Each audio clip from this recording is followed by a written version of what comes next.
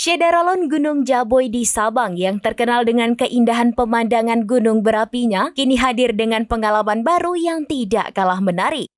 Tempat ini sekarang menyediakan kegiatan outbound yang cocok untuk semua kelompok usia dengan berbagai tantangan fisik yang menguji keberanian, keseimbangan, dan ketangkasan seperti jaring naik, tangga horizontal, meniti 2 tali, jaring horizontal, meniti ban horizontal, dan flying fox.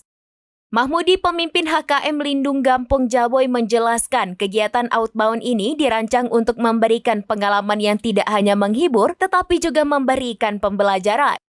Ia juga menambahkan setiap wahana telah dirancang dengan mengutamakan aspek keselamatan sehingga pengunjung dapat menikmati tantangan ini dengan rasa aman.